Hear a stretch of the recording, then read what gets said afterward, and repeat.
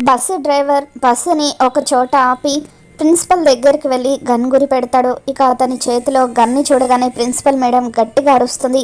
ఇక బస్సులో ఉన్న పిల్లలంతా కూడా గట్టిగా అరుస్తూ ఉంటారు.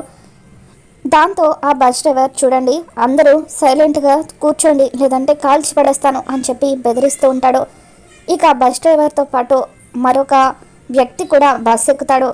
అరవింద్ పంపించిన రాకీ అనే వ్యక్తి కూడా గన్తో పిల్లలందరినీ కూడా బెదిరిస్తూ అందరూ సైలెంట్గా కూర్చోండి లేదంటే బస్సులో బాంబు పెట్టాను, ఆ బాంబుని రిమోట్ నొక్కి బ్లాస్ట్ చేస్తాను, అందరూ కూడా చచ్చిపోతారు అని వాళ్ళు పిల్లల్ని బెదిరిస్తూ ఉంటారు.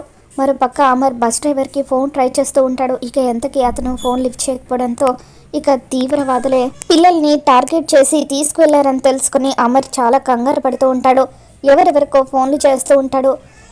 నిర్మలమ్మ, సదాశివం వీళ్ళంతా కూడా కంగారు పడుతూ ఉంటే, దేవుడా నా పిల్లలకు ఏం కాకుండా చూడు అంటూ ఆరు దేవుడికి దండం పెట్టుకుంటూ ఉంటుంది. బాగి, అమర్ ఇద్దరు కూడా కారులో బయలుదేరి అడవిలో ఉన్న పిల్లల దగ్గరికి వస్తూ ఉంటారు. మరి ఈ వీడియో మీకు నచ్చినట్లయితే తప్పకుండా లైక్ చేయండి.